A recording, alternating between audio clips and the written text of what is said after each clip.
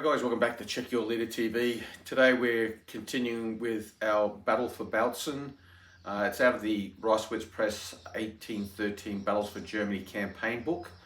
This is part of a series of videos I'm doing on that campaign. The rules we're using are General d'Armée version 2. The table is 9 foot wide and 6 foot deep, 28mm miniatures. In the first video, which you're going to have a look at if this is going to make perfect sense, is part 1, and the link for that is in the description below. There we discuss the planning and the preparation. We talk about how we're going to be executing the game. This one's played a little bit differently insofar as Arno is playing the role of the French divisional commander, and I'll be playing the role of the Allied, that's Prussians and Russian divisional commander. And for the first few turns, we'll be issuing orders, but the actual maneuvering of the brigades will be conducted by my son and his friend, two 13-year-old boys. They'll be playing the brigade commanders. They'll only be able to do that probably for the first few turns because this game's probably going to get played over a couple of days, if not more. Because like I said, Arno is situated in Melbourne and I'm here in Bendigo. For those outside of Australia, that's about 100 and something kilometres apart. And so we've only got the lads for a day. After that, I'll have to step in and move troops for both sides. Regardless, it should shape up to be an interesting game. So without further ado, let's crack on. A reminder again, go to the description below where you'll find a link to the first video, which is planning and preparation. So with that said, let's get on with the Battle of Bautzen. So here's a quick flyby of the dispositions for the Russian troops. Like I said, we're using the 1813 Battles for Germany campaign book from Reisswitz Press. You can pick it up from the Two Fat Lardies website as a PDF. So let's get on with it. So what we're going to do now is we'll have a quick look at the order of battle. The Russian CNC is classed as a campaigner, which is handy to know. Bernardozov's brigade consists of 4 standard infantry units, but with 4 skirmishers. Von Karnilov, this is now a Prussian brigade. Instead of 3 Jaeger battalions, they're 3 Fusilier battalions, but hey, same thing. Standard size and grenadier rated. They have 5 skirmish bases with them. They've also got an artillery battery attached to them. Oh, sorry, on my mistake. Bernardozov's brigade with the 4 Russian line battalions, that has the 12-pounder large artillery battery attached to it, the Russian battery. Moving on, Inzov's brigade consists of 2 battalions of line infantry and 2 battalions of Russian Jaeger. They have 5 skirmish bases as well. And then, as we see, that 12-pounder foot battery, that's attached to the first brigade. Umanets brigade, today, that's going to be von Umanet's brigade, and it will consist of a Prussian Dragoon regiment, line campaign standard size, and a Prussian Hussar regiment, line campaign standard size. And finally, there is a Phalan's brigade, the Russian Dragoons. Today, they're going to be using Russian cuirassiers, but I'm going to treat them as if they are just standard line campaign cavalry. There's 2 of them. Okay, they'll look like cuirassiers, but they're not. Well, they are, but they're, I don't know, maybe they're just tired cuirassiers. They're not particularly good cuirassiers. They're not heavy cavalry. They're just going to be line cavalry, and and that 6-pounder horse artillery battery, that's going to be attached to von Umanetz's Prussian cavalry brigade. Okay, now let's have a look at the French forces. Anthing's brigade, 2nd Provisional Leger, 3 standard line quality light infantry. Today they're going to be the French 1st Leger, and they have 5 skirmish bases attached to them. Hulot's brigade is the 136th line. Today they're going to be represented by 2 Swiss battalions and 2 French line battalions. 4 battalions essentially line quality with 4 skirmish bases. Next, we have the 138th Line. Today, they're going to be represented by the 51st Regiment. 4 battalions, but they'll be classed as reservists. You'll notice they're wearing greatcoats. And then we have Goddard's Brigade. Today, it's going to be von Goddard's Brigade. The 145th Line will instead be represented by 4 battalions of Saxon Infantry. They're classed as reservists, and they have 4 skirmish bases. The 8-pounder batteries, the first one's going to be attached to the brigade of Hulots, and the second battery will be attached to the brigade of Anthings. So the 2 better quality brigades will get the artillery attached to them. The 10th Hussars and the Baden Dragoons will be represented by I think they're the 5th Hussars and a regiment of French Dragoons. The French Dragoons will be classed as battle cavalry and grenadier quality, whereas the Hussars will be line quality and on campaign horses. And finally, the French will also have Jets Brigade, which will consist of Württemberg and Hessian Chevaliers, and they're off table in reserve. So they're the French and Russian/Prussian forces for today's battle. I'll just do a bit of a flyby of the French deployment. As we can see here, we have the Saxon Brigade deployed here on the extreme left for the French. Then we have the 51st Line, 4 battalions of reservists. Then the 1st Light Infantry, 3 battalions of French Legion. Their accompanying battery, then their battery that belongs to Hulot's Brigade, the 4 line regiments, the 2 Swiss and the 2 French, and then Labousier's Brigade laid out there. And there is the disposition of the Russians and the Prussians. So we're pretty much ready to go now. I've rolled for 80 camps for both sides for the first turn. The Prussians and Russians rolled 2 3s and 3 4s, so they've got all their 80 camps. They have 5 available. The French, for their part, they were successful with 5 out of 6. And so we'll just allocate ADCs and we'll roll. So let's kick off with turn 1. And it was a pretty good turn for the French. When they rolled their initiative dice, they rolled 12. They gained themselves an extra CNC command right from the get-go. So they now have 3 CNC commands to the Russians 2. They also launched an artillery assault with Hulot's battery. They rolled 12, so they did 3 casualties on the Russian battery.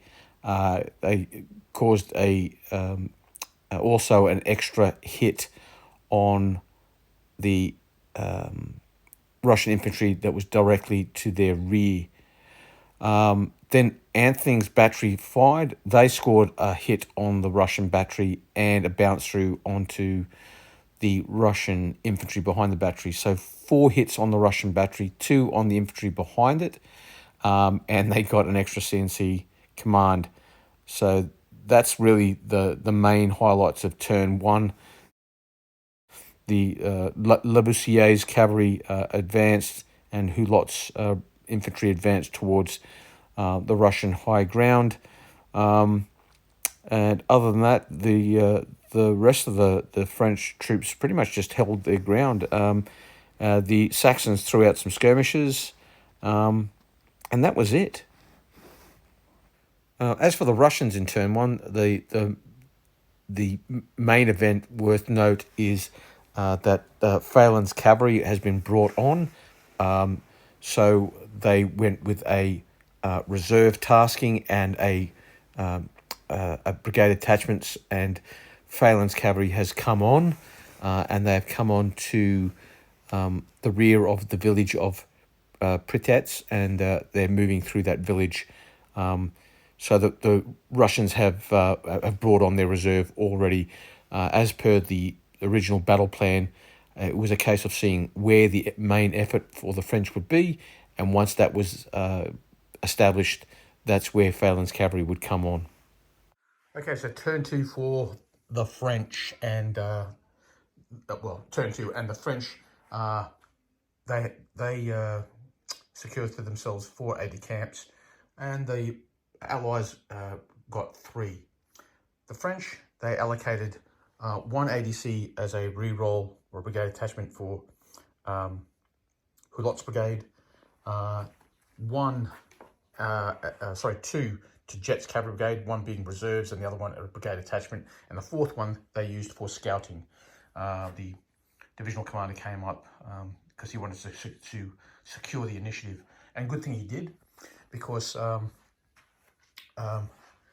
Laboussiere rolled a 1, they went hesitant.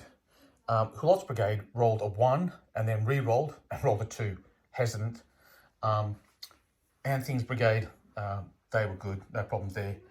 The brigade, the 51st Regiment, they went hesitant, but the Saxons rolled a 6, they were fine.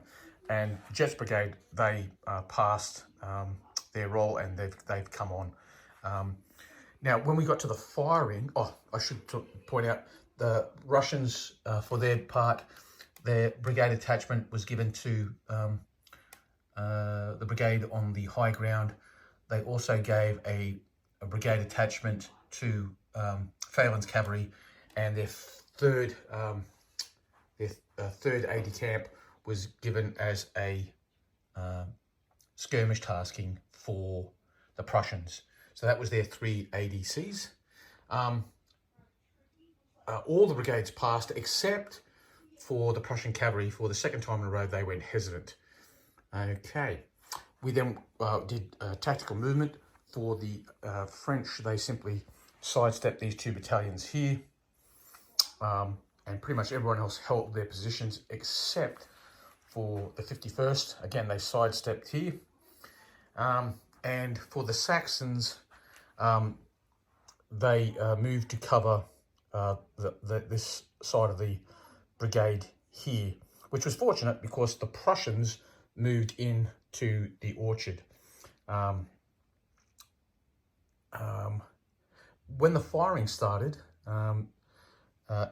the Prussian Fusiliers fired. They scored 3 hits, but a double 6. So they caused an extra casualty and caused the Saxons to do a test, which they promptly rolled a 3 and went unformed.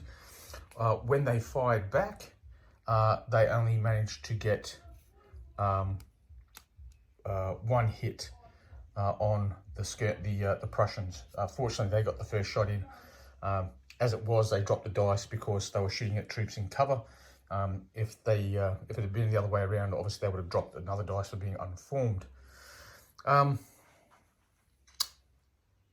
The only other firing of note, the Prussian battery on the high ground here fired, caused 1 casualty on the Saxon column here. When the French batteries fired, the only battery that could fire was Anthing's battery because it wasn't hesitant, and it fired at the Russian battery, rolled a 4 and caused themselves a fatigue casualty. The Russian battery then fired, and they rolled an 8. They rolled 10, and they caused 2 casualties on the French battery. Actually, I've just checked. A 10 is actually 3 casualties. So Anthing's battery is now carrying 4 casualties total.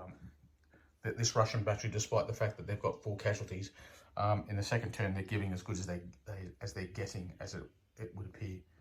So that's the end of turn 2, and now we're going to move on to turn 3. Oh, and a reminder, because they've gone unformed, they take another casualty. So those 2 casualties go up. Those 2 hits go up to 3, which removes a base. So the Saxons have lost a base because they failed their discipline test and are unformed. So here we are at the beginning of turn 3. ADCs have been allocated. The Russians had only 1 aide-de-camp, which they gave to von Kornilov, so that they could have this skirmish tasking. The Russians were successful with all their rolls, despite the fact they had no brigade attachments at all. Fortunately, Karnilov is bold. He did fail initially, but the re-roll, he got up with a 5. So all the Russian and Prussian brigades are active. The French, for their part, they had 4 ADCs. They've allocated 3 to Brigade Hulot, 2 for artillery assault, 1 as a brigade attachment. They gave 1 to the divisional commander to scout.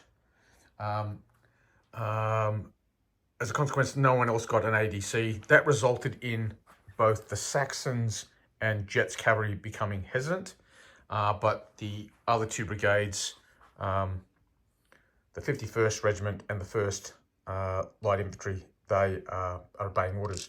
The Russians have rolled. They've scored a 5. Now the French will roll their 4 dice. They take the lower 2. They've got a 5. There's no need to use the scouting roll because that's a tie and the French win ties. So the French have the initiative. So in this turn, the things that were really worth noting was the Russian artillery on the hill. They did an emergency limbered withdrawal, so they pulled back beyond the crest of the hill. The skirmishers took up a position where the Russian battery used to be. And then for the French part, what they did is they advanced up onto the high ground. They did allocate an artillery assault to fire at the Russian battery, but now that it had limbered up and moved off, it picked a different target to engage. So it fired at the Russian cavalry that had come forward and inflicted a couple of hits on them. So now we move on to turn 4. And as usual, the first thing we do is we dice for ADC availability. The French have scored 5 out of 6. The poor allies, they've managed to score only 2 out of 5. And again, the preponderance of ADCs continues to flow the French way. Fortunately, however, it hasn't seemed to have cooled the allies too much. The glut of ADCs continues, however. So turn 4 saw the French concerned about the aggressive movements by the Russian cavalry in the centre. As a consequence of that, Laboussiere was ordered to disengage from the far right flank, who was given a redeploy order, and moved across behind Hulot's brigade to face at a 90-degree angle across the French line. The concern was that if the Russian cavalry continued to push forward, that they could then take them in flank. The Saxons, for their part, gave up the fight against the Prussians. The demonstration had proved, as far as the French were concerned, successful and had drawn the Prussians towards them. As a consequence, the Saxon infantry inclined and retired backwards at a 45-degree angle, and their skirmishers were brought in. They were fearful that the destruction of the Saxon skirmish line might cause the Saxon brigade to falter. Jets cavalry moved to their left to close up with the Saxon infantry, and the main effort seemed to remain with Hulot as he advanced his brigade up onto the high ground to confront the Russians of Bernadozov's brigade.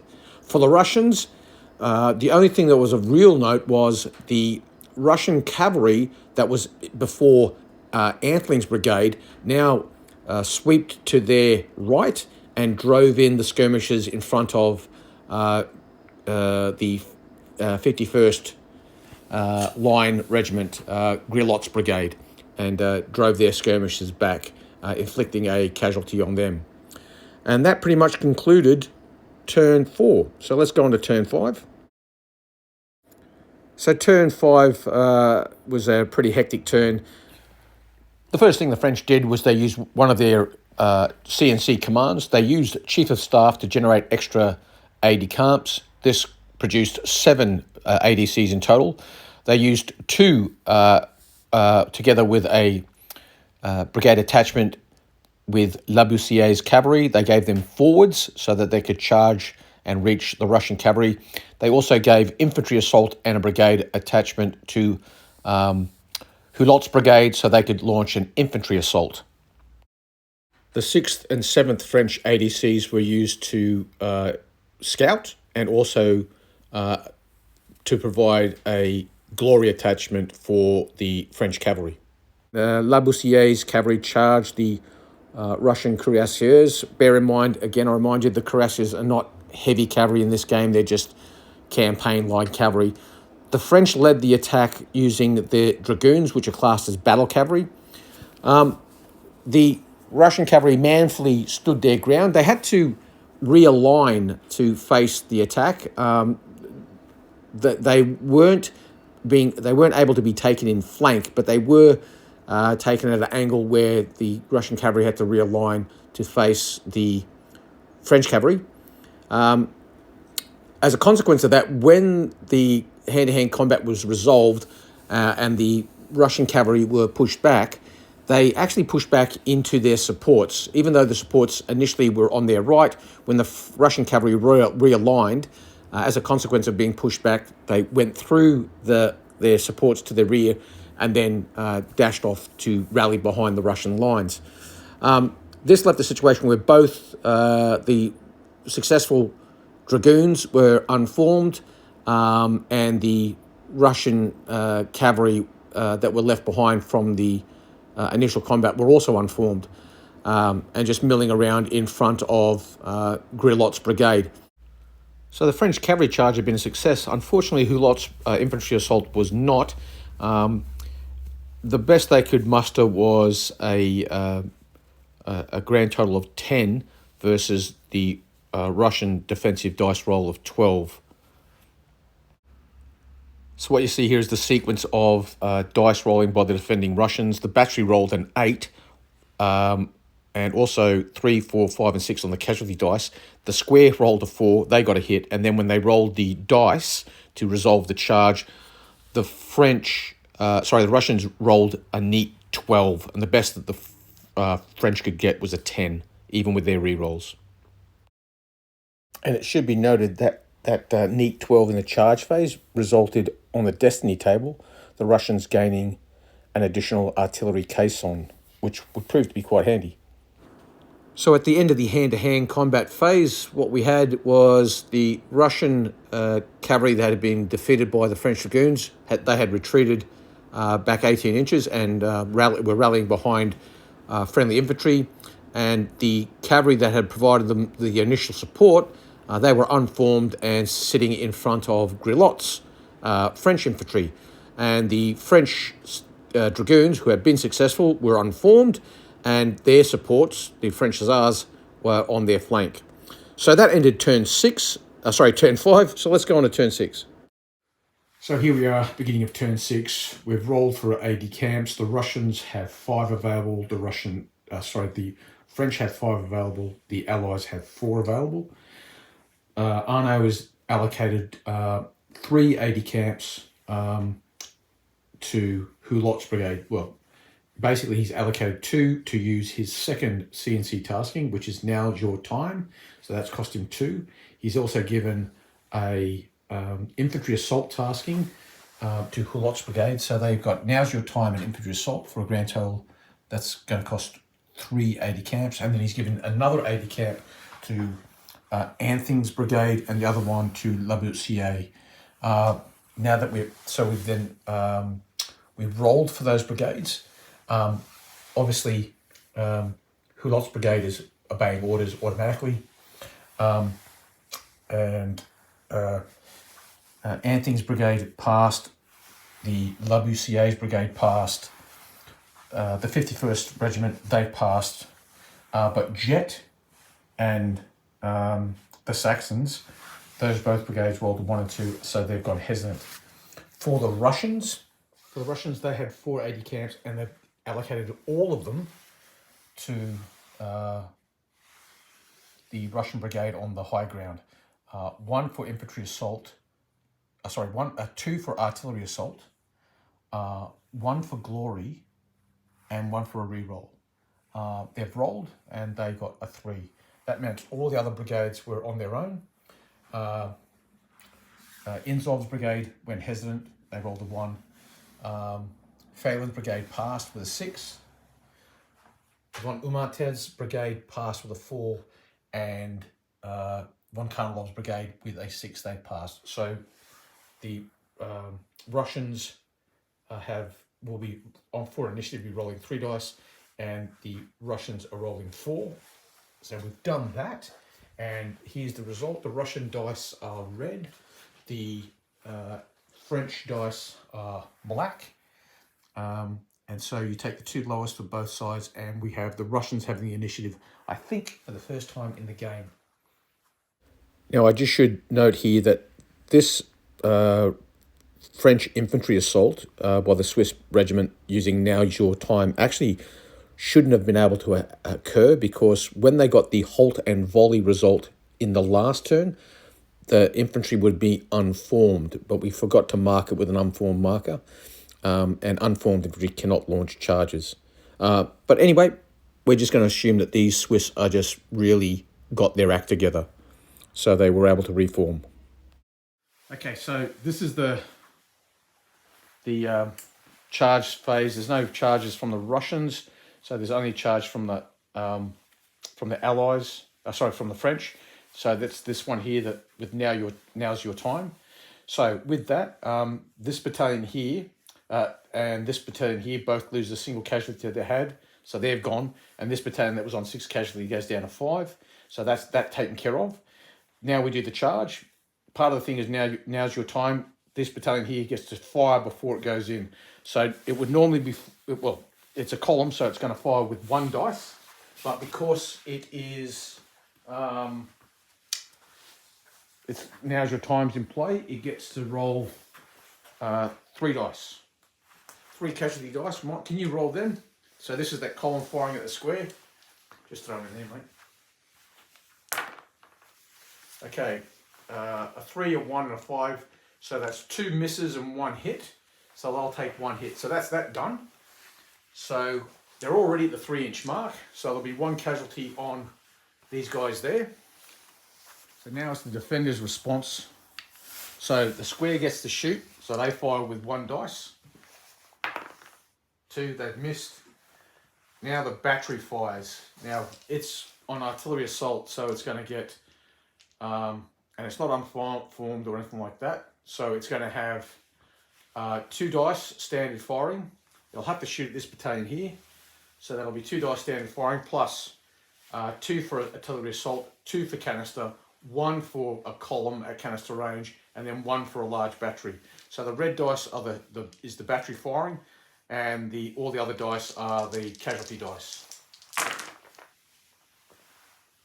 So 4 is a self-inflicted wound, but it's got 1, 2, 3, 4, 5 hits with the casualty dice. So this battalion here will go up to 10 casualties, but no discipline test. This battalion here can either fire in support or give a re-roll to the square. So it's going to give the re-roll instead. Okay, so that means that the Russians were going to roll 2 dice with a re-roll. This battalion here has 2 dice with 1, 2, and 1, 2, 3 re-rolls. Okay, so I'll do the Russians first. Okay, 2 and 2, that's pretty garbage. So they've got a re-roll. Now, mate, can you roll those 2 dice for the, can you roll these 2 dice for the French? Okay, 5 and a 1. All right, so the Russians are going to use that 2. They're going to re-roll that one. 4. Okay, so it's 6 so far. Now you've got 3 re-rolls. Do you want to re-roll that? Mm-hmm.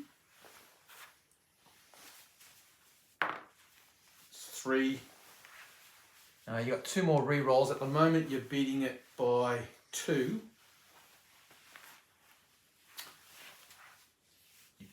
Re-roll it again. We want to get better than 3. 4.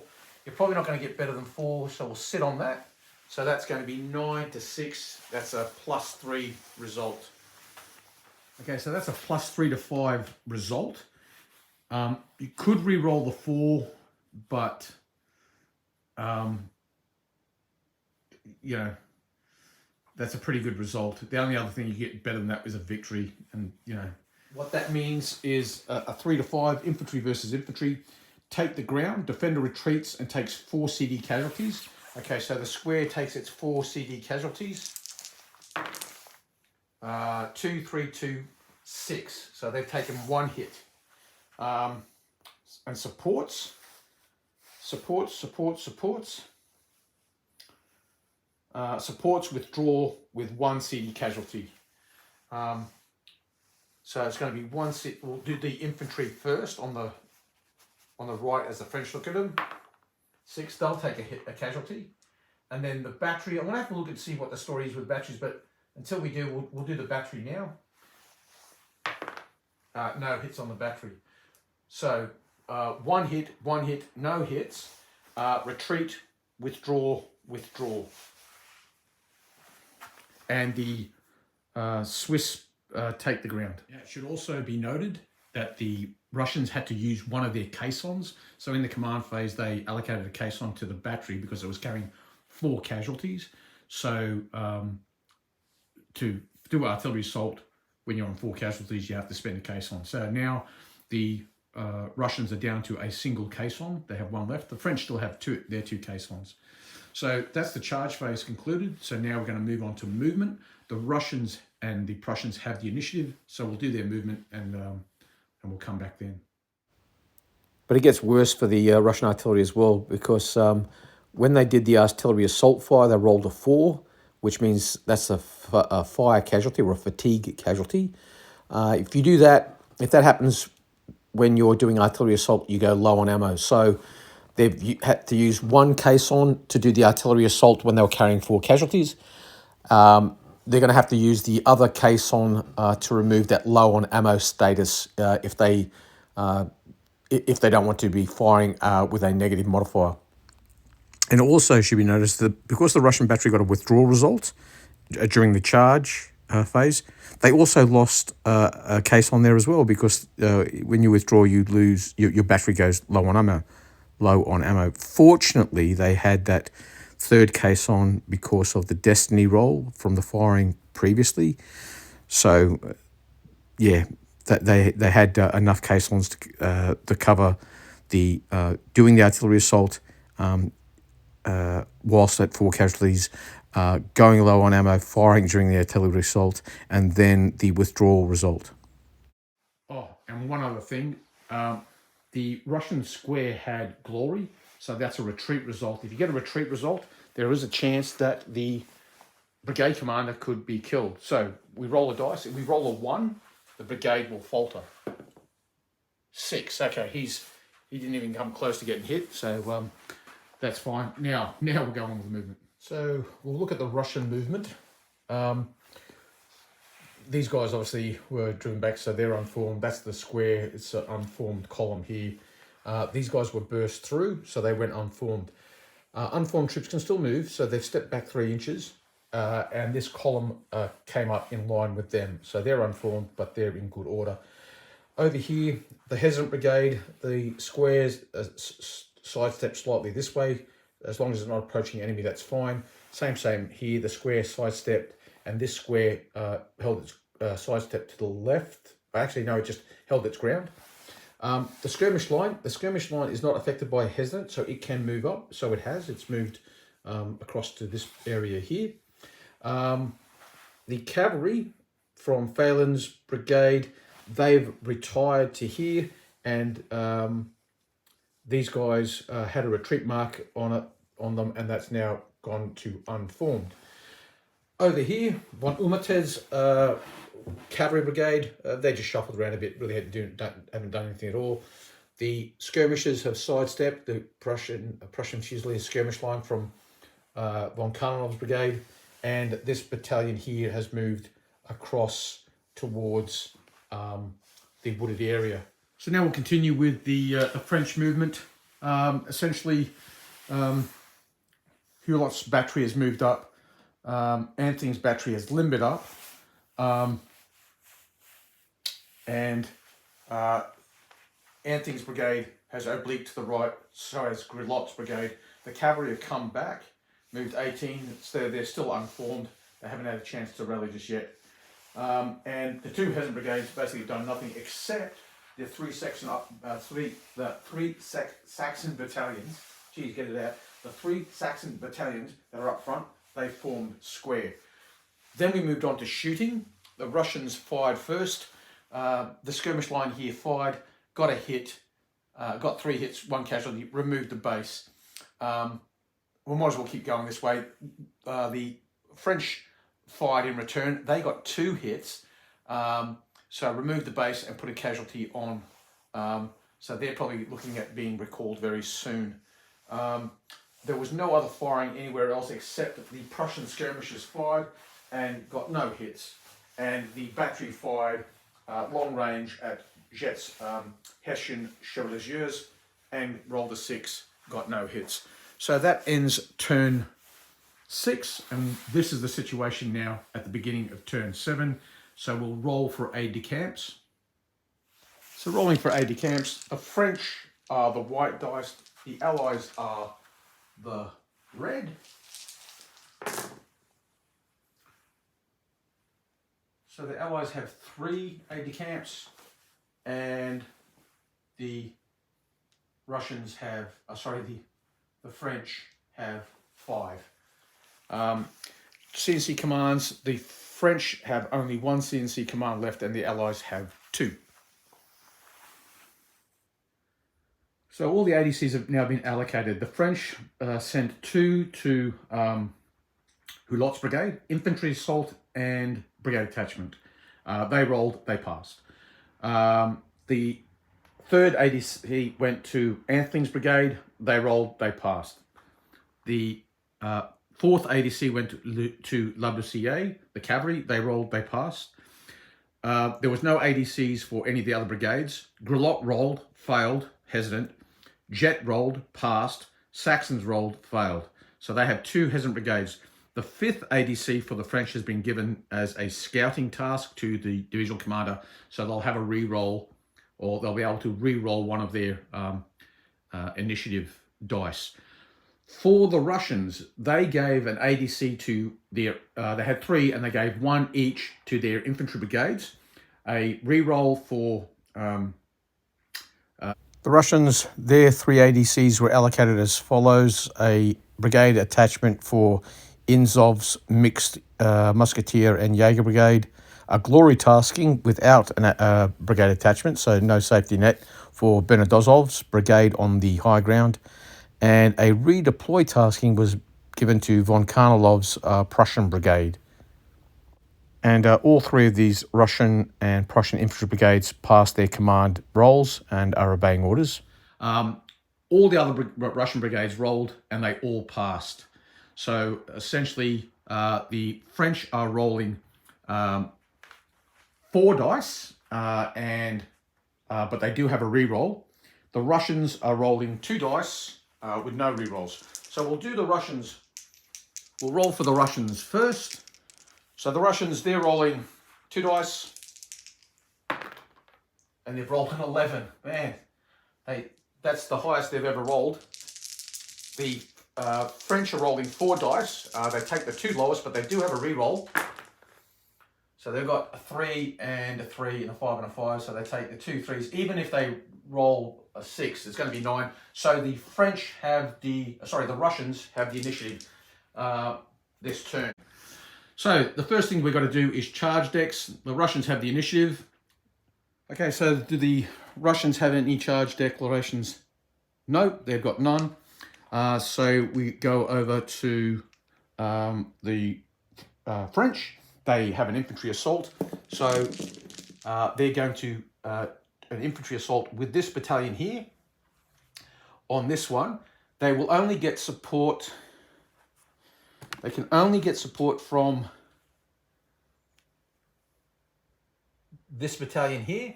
They cannot get rear support because they are not within 3 inches at the start of the charge. Now, I'm going to be completely fair here. The only reason they're not within 3 inches is because when they took the ground, they didn't move up with them. Whereas technically they could have. And so what I'm going to do is I'm going to let them move up to be within support range of them so that they will get the rear support. So that the rear support this side, the rear support this side. This battalion, Arno doesn't want to include it in the charge. So with that said, all three will now go forward. So we're going to do the response. This battalion here, it's unformed, so it's going to fire, but it will obviously be firing a inferior volley. Firing a inferior volley with 1 casualty dice because there's a column at 3 inches. White is the CD. Okay, 10 is 2 hits and a discipline test, and the 3 is the miss. So 2 hits and a discipline test on the dastardly French as they come forward. So there's 2 so far. 2 hits. They'll have to do a discipline test. They just need 7 or better. They've rolled a 6, so they've gone unformed. All right. So they're unformed now. Okay, so this battalion here could fire. And so can the column, or they can just take, well, they can't get a reroll from him. So this one here will fire. Now, I've just got to check, can they choose to shoot at this one, or do they have to shoot at that one? All right, I'm gonna compel them to fire at these ones. Like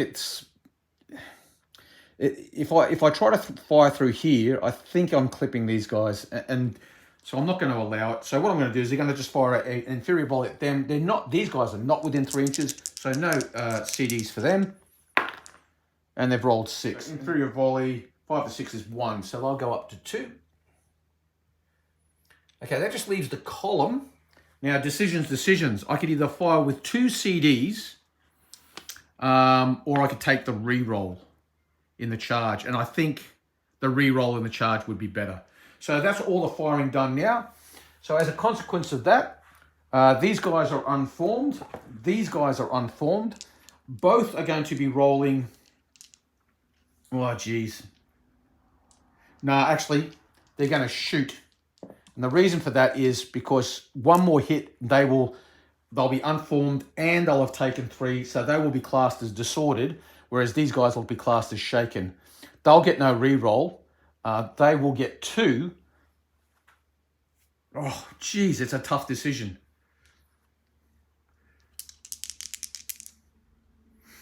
What's better, a re-roll? I think a re-roll's better. So we're going to keep the re-roll. All right. So both sides are rolling 3 dice. The Russians are rolling red and the French are rolling white. They take the 2 lower. Okay, so the 2 lower for the French are the 2 2s, and for the Russians, it's a 3 and a 2. Okay. Now, the Russians... Obviously, the Russians are happy to sit because they're 1 up at this stage. So they'll take the re-roll first for the guys at the rear. See what that yields them. A 3. Okay, so far it's a tie. They'll take the re-roll for this guy here. They'll keep the 3 and they'll re-roll the 2. And they've got a 3, so it's a 6. They're up by 1. The Russians will take the re-roll from the column to their right because they're not unformed or anything crazy, and they've rolled a 3, so it's a 6-6, so it's a tie. In the case of a tie, the French infantry, in the case of a charges won or lost, draw, close to combat. Okay, so they've closed to combat. This is going to be interesting because they're unformed from the infantry last turn passing through them. These guys are unformed due to the fire and the failed the discipline test, so that's where we're at with them. Now we go to the movement phase. Inzov's skirmish line, they're still unformed. They haven't, they've been moving the whole time they became unformed, so they're still unformed, but they've moved forward here.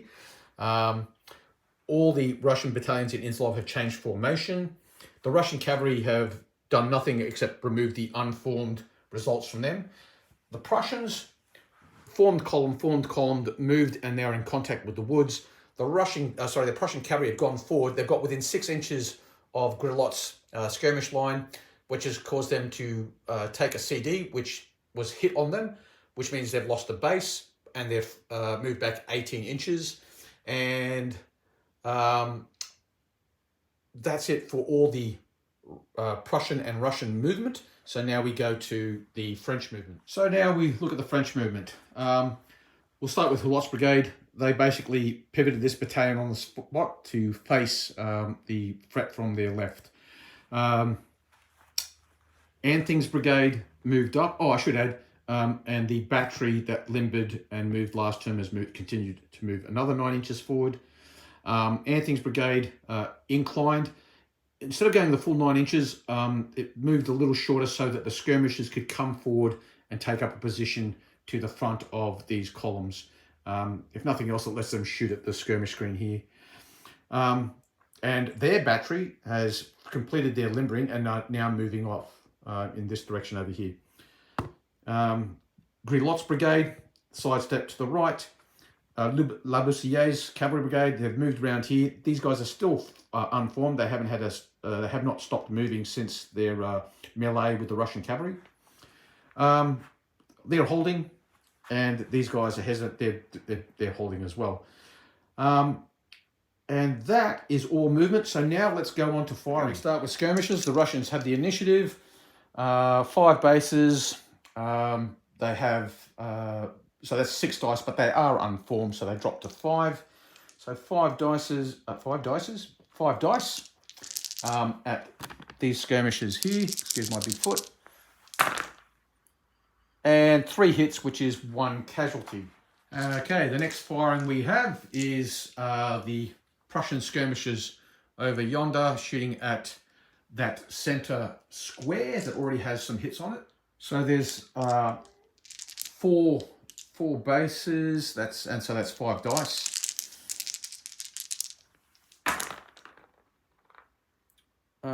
Six. Okay, 3 hits. Again, 1 casualty. Okay, so now we have the French skirmishers firing. There's 3 bases. So that's 4 dice from Hulot's brigade at Inzov's skirmishers. So these chaps here shooting at them. A single hit, so that's nothing. And then that leaves Anthing's skirmish line to fire now. 5 bases, so 6 dice. And they've got 1, 2, 3 hits, which is 1 casualty. So the final shot, the only other shooting we've got is the Prussian battery at Jet's cavalry. They're going to shoot at the Hessian chevaliers. The Prussian cavalry are over a foot away from the battery, and the cavalry are over a foot away from the chevaliers. So it's they can do the overhead fire. And they've got an 11. Okay, good shooting. Finally, the worm has turned. So I'll just check that. It's 2 casualties in a discipline test. So the Russians will do, the Hessians will do a discipline test. They need a 7 to pass. They've rolled a 5, so that cavalry of Jet will go unformed. That concludes all the firing. So now we're going to go straight to the close combat. So it's 4 versus 4. The Russian line is unformed. The French column is unformed. The Russians will be the red dice. So far, they both have 1 hit each. Okay, so 2 hits by the Russians and 1 hit by the French. So they take their 1 hit. They take their 2. They had 2 from the volleying and stuff. So they're now down to 4. Unformed on unformed doesn't make any difference, but they will retreat through these guys. By definition, they have to be within 6 because they were within 3 inches for the support, and they then close 3 plus 3 is 6. So these guys are now unformed as well. So unformed, no casualties. These guys are fine with 2. These guys are fine with 10, and these guys are now unformed with 4. This brigade here, they have 1 casualty on this battalion, 1 casualty on this battalion, 2 on this and 2 on that. Okay, that concludes all the movement. That's the end of turn 7. We're now moving on to turn 8. Now I've just noticed actually a 10 from an inferior volley is actually 3 and a discipline test. So these guys should have been in the charge. They should have been rolling 4 dice and taking the lower 2. But anyway, we'll let it go. So they're at 5 casualties, not 4. So they dodged a bullet. Well, they didn't dodge a bullet. They got them all. But in the charge, they might not have been able to charge home. Regardless, it doesn't make. I don't think it makes a hell of a lot of difference. And so we're just going to let that sit for now. That'll teach me to look at the table a little bit closer. So an inferior volley, you roll 10. As long as this unit hadn't moved, and it hadn't, it is actually 3 in a discipline test, not 2. So now we're at the beginning of turn 8. Russian dice are red. We're rolling for ADC availability. Okay, so the Russians have got 1, 2, 3, 4, 5. And the French have got 1, 2, 3, 4, 5. That one missed, but they've got a double 6, so they go up to 6. So it's 6 versus 5. So now we're going to roll for the ADCs. The Donadozov has a brigade attachment, and he has passed. Inzov has a brigade attachment, but it's actually, he has an ADC, but it's for skirmishing. So it's skirmishing without a safety net, so it's just a skirmishing. Oh. Okay, so they've gone hesitant. Phelan's Cavalry, they're fine. They've rolled a 3.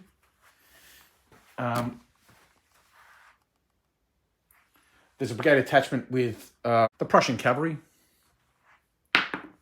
5, they're okay. And now we've got a forwards order with Karnilov. And 5, he's fine. So the Russians have 1 hesitant brigade. I'll just roll for these. I've got to roll for these guys. Now, this brigade here, they've got a forwards order because Arno wants to bring this artillery up, and an attachment, so they've got a re-roll. So anything but a 1 or a 2, 6, so they're passed. And then Anthony Brigade's, this guy here, he's got exactly the same. He's got forwards because he wants to bring this artillery up, and brigade attachment. 1, they've failed, but they've got a brigade attachment, so they get to re-roll, and then they've passed. And then the rest, they're just straight rolls. So you've got the 51st line. They've gone hesitant. Labousier's Cavalry. They're fine. And then you got Jet's Cavalry Brigade. They've gone hesitant. And then you've got the Saxons. They're fine. So he's got 2 hesitant brigades. And I've got 1. So I'm going to be rolling 3 dice. And the French, so I got I got 1 hesitant, and he's got 2, so he's going to be rolling 4 dice.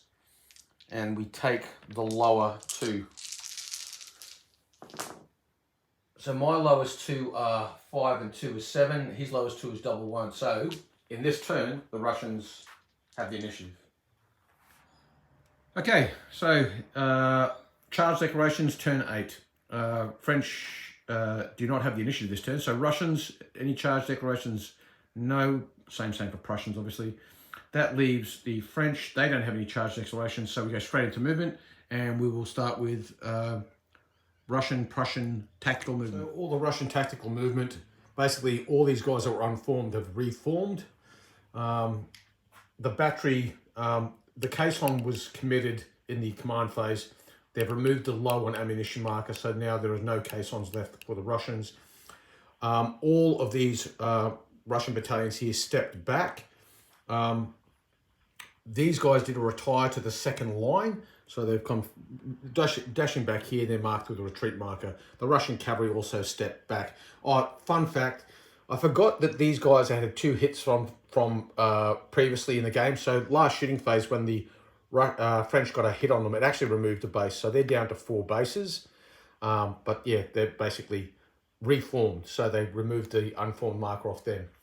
Moving along, the Prussians, they had a forwards order. So basically the Fusiliers dashed through the woods here in skirmish order. So that is a light infantry battalion in skirmish order. The battery limbered up and moved forward. They got a 7 on their forwards roll. So 7 plus 6 plus their normal movement. Plenty of movement to spare. And so these Fusilier battalions and the battery have gone forward to there. Skirmish line's holding its ground. Nothing going on with the cavalry. They jostled back a bit just to make sure that they were covering the flank of the battery. And that is movement for the Allied. French movement now. These chaps here formed line. These guys reformed. These guys reformed. Both had unformed markers on them. These guys have stepped back beyond the crest. Now, I keep mentioning the crest. You might be able to see there's this slight line of kitty litter here. That's actually defines where the crest is. So these guys are now behind the crest. This battery with their forwards order have come forward quite a ways, and so they're now here. They rolled 10, so no problem getting up there. Anthing's brigade, they've moved. They're conscious of this cavalry over here, so they've sort of like inclined slightly as they've come up. They've wheeled a little bit, and they're trying to close up to provide support for this battery on the left. The problem they have here is this battery here. They had a forwards order. They rolled at 8, so they got plenty of movement. But if they come too far forward, the real threat is from this Russian cavalry, maybe charging them.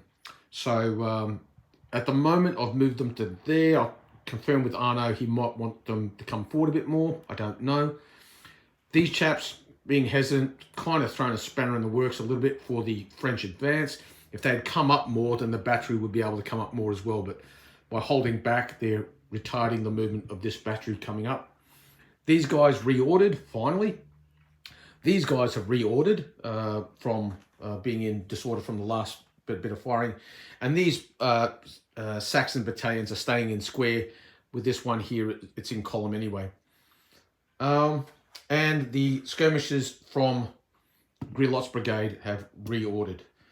And that is all she wrote. Okay, now we're going on to firing. Okay, so the first firing we're going to start off with is this battalion here, shooting at this battalion here. Actually, we're going to go skirmishers first. So we're going to start with the Russian skirmishers and the Prussian skirmishers. Let's start with this Russian skirmish line here. 4 bases, brigade skirmish lines 5. So it's 5 dice shooting at this French skirmish line there. 6, 5, 2, 2, 1. So that's another hit on those chaps. So another hit there. And then we have the Prussian skirmishers over yonder. 5 shooting at a square. Wow. 6, 6, 5, 4. 4 hits, 2 casualties on the square. That will take it up to 5 hits in on that center square.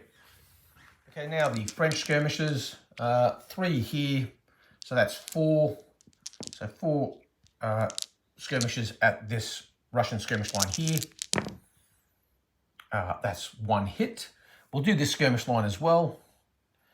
So 1 hit on them so far. And then it's 5, that's 6.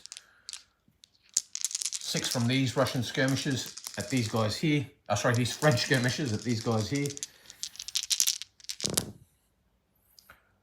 And 2 hits with another casualty, so they're up to 2 casualties. So now we move on to artillery firing. The only battery that's in a position to fire is this Russian battery over here. So it's going to shoot at Antling's brigade. So they'll shoot at these chaps here. So let's check the range. So it's over 50. So it's going to be effective range. So, and it's shooting at a column. So the black will be the column. The red dice will be the actual battery firing. 11 and a 5. That is devastating firing from the Russian battery. So that's a grand total of 4 hits with a DT. So their line, so that's 7 to pass, and they rolled 11. They eat that up. They're happy campers. Okay, so that's almost all the firing. Now we've just got some infantry volleys to do. Okay, so volleys, the Russians have the initiative, so they'll fire first. These guys here reordered in the movement phase. I'm not real 100% sure, but we're going to play today that reforming, it counts as movement. So it'll be an inferior volley at these guys, but they do get no CDs because it's not a column. So an inferior volley from the French into this Swiss battalion, and they've rolled an 8. An inferior volley at with 8, I think is going to be 1. Let's have a look, maybe 2. Inferior volley, 1. So these guys will go up to 3. So I've made a mistake here, and I've ripped myself off, the Russians off. If you reform, even if it is classed as movement, that's irrelevant because movement doesn't result in an inferior volley. It just means that if you score a 10 or more, you consult the if moved column within the 10 or more range band. These guys are going to fire a volley at them. Again, it'll be an inferior, but this time they'll get the casualty dice because that's a column. So an inferior volley. 4, I think, is going to be a fire discipline result. Inferior volley, 4, yeah, they've lost fire discipline. Okay, so they're out of control. The column here can't really shoot at anything.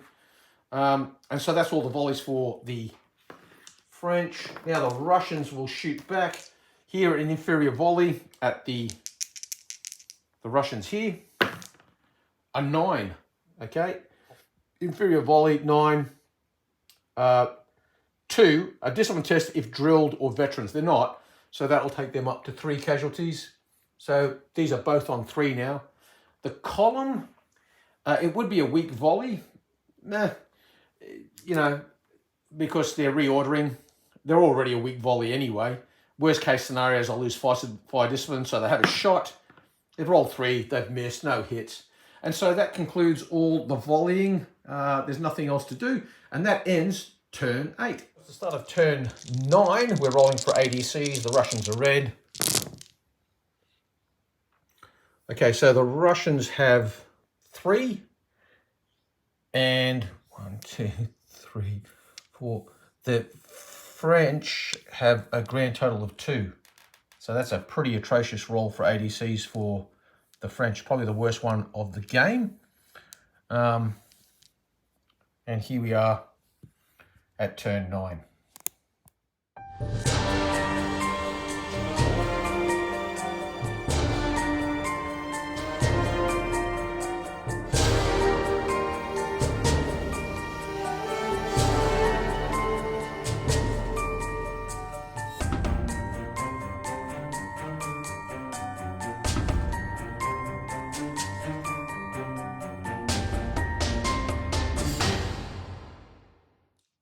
Okay, so the French have allocated their ADCs. They're given 1 to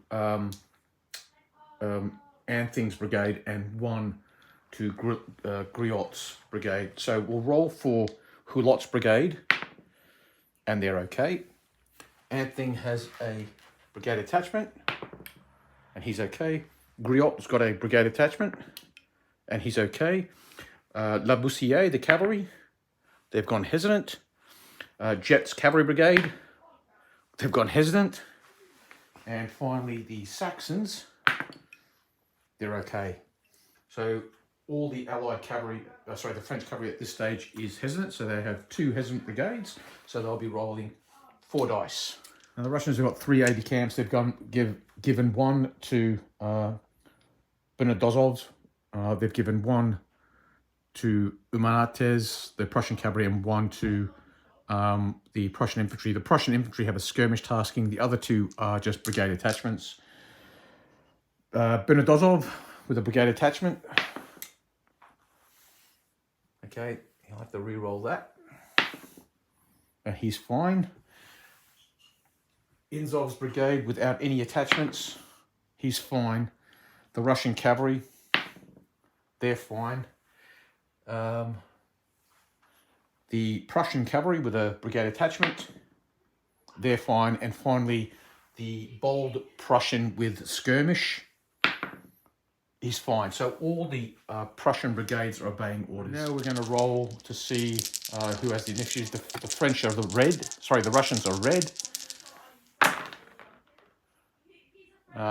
The 2 lowest, the Russians is a 4, or the 2 for the Russians is 4. For the French, it's a 1 and a 2. So the Russians have the initiative, and I apologise for the noise coming from my son's big mouth. So we've concluded the movement phase now. There were no charge declarations to be made. So essentially the French battalions in Hulot's brigade formed line and swapped positions. The batteries deployed. Anthing's brigade really pretty much just held its ground, and its batteries come up. Griol's brigade has come up in support of Anthing, and pretty much everyone else has just held their position except for the skirmishers. They came up. For the Prussians and the Russians, well, the main thing is that the Prussians over yonder, the battery has deployed into as basically unlimbered, and the Prussian skirmishers have moved off to the right. That Saxon square in the center there is they formed into column. They're going to be catching a bit of hell, I think. Other than that, Anthing's skirmishers are coming up to pretty much envelop the Russian skirmishers. Obviously, the Russians moved first, so the French were able to do react a bit to the Russian movement. Now we're going to do the firing. We start off with skirmishers. These Russian skirmishers here, they're going to shoot at the battery. The first hit must, however, go on the skirmishers there. So there's 4 bases. That gives them 5 dice. And the first hit has to go on the skirmish screen. They've got 1 hit, which is on the skirmish screen. That takes off a base. And so Hulot's skirmish screen is now reduced simply to 2 bases. Now we will do the Prussian skirmishers over yonder. We'll do it from here. There's again 4 bases, and they're shooting at a square. So, and that's 1, 2, okay, 2 hits. 4 hits, so that's 2 casualties. And now the French skirmishers get to fire these 2 Swiss bases at these guys. That's 3 bases. Wow, that's good shooting. That's 1, 2, 3 hits. That's 1 casualty. That's a base off. And that leaves 1, 2, 3, 4, 5, 6 shooting at these guys here. Holy cow. 1, 2, almost, that would almost been another base, but it's going to be 2 hits. So no guesses, no surprises there. They're probably going to get recalled. Unless, of course, the Russians decide to throw a, because they've got 2 Jaeger battalions in that brigade, so they could reinforce the skirmish line with a skirmish tasking. But anyway, that's skirmishing done. Now we go to artillery fire. We're going to start with the Russian battery just here. Okay, so this battery is going to open fire, and it'll shoot at Again, the same target it fired at before, which is Anthing's brigade, this battalion here. It's an effective range, so it's going to be 2 dice, standard, +1 for the column. Large batteries don't get anything else, I don't think. The white is obviously the casualty dice. 6, 1 hit, plus that one is going to be 2 hits. So that brings that battalion to worn status. Okay, so this battery here is now going to be shooting at this battalion here. They're in column. 2 dice. They did unlimber, so they'll be in the 10 plus if moved range if they roll 10 or more. So 2 dice, standard battery. They will also have, they're firing at a column at canister range, and they're also firing at a, they're firing canister. So red dice is the guns shooting, and the other colours, the black and white, are the canister. And there is bounce through onto the blue battalion, so we'll roll a blue dice for them, and that will be the bounce through shot. So here we go. Wow, they've rolled 10, so that's they've got a hit with that one as well, missed with that one, missed with that one, and the bounce through is gone 1 onto him. So they've gone up to 2 with penetration fire from the canister. 10 is going to be, if moved, it's going to be 2, plus another one is 3. So that takes them up to from 7 up to 10. So I'm just going to check it now. 10 plus if recruits or reservists. So they'll go pop. This brigade now is faltering. That's pretty devastating firing from the horse battery. Okay, technical issue. I thought I was filming and I didn't, and I missed filming it. Not to worry. What I've done is I can give you a recount. So over yonder, obviously, as we know, the Saxons were on the receiving end of some wicked fire from the Prussians, both the skirmishers and the battery. That brigade is now faltering. And at the same time, we now have a situation where the French, feeling quite aggrieved, their battery fired specifically at the Russian skirmish screen that was here, and they long story short, they blew it away. Well, they all but won. They were 1 casualty off blowing it away. Then we did the volleys. The Russians fired a volley, inflicted casualties on these guys. They passed the discipline test. They returned their fire. They took the last casualty off the skirmish screen. They decided to shoot at the skirmishers, blew the skirmish screen away. That causes Inzov's brigade to now be faltering. Then we had volleys here. These guys fired wicked volley, 10, 3 casualties on these guys, dropped them to Warn. They volleyed back, hit, they rolled a 9, inferior volley, 1 casualty on these guys. And that's all she wrote. And so that ends turn 9, and we have a very interesting situation now where both sides have 1 brigade faltering. Both have a CNC task up their sleeves, so we could use stand with me, but you require 2 aide-de-camps to do that. So now we're going to roll for ADCs. So we'll do that right now. So we'll roll them all together.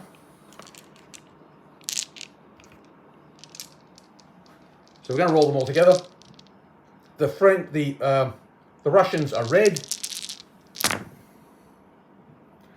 Okay, the Russians have 2 aide-de-camps, which is all they need to use to get stand with me, and the French have 4, which is all they need to use stand with me.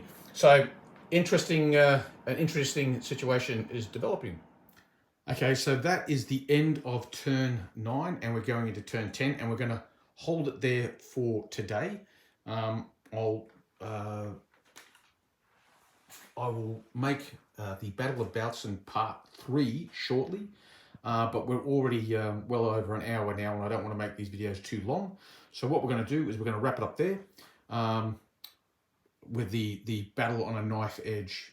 Okay guys, so we're going to wrap it up there. That's end of part 2. It's on a knife's edge. So exciting. And we'll come back with part 3 shortly, and we'll see the conclusion of the Battle of Bautzen as part of this 1813 Battles for Germany campaign. So if you've got any comments, put in the comment section below. If you find what you see here, you enjoy it or value it, then like, share, or subscribe. You know all the usual drills. You know, click on the bell, get notifications, all that garbage. And that's it for now. And I'll see you on the next one. You McQuay.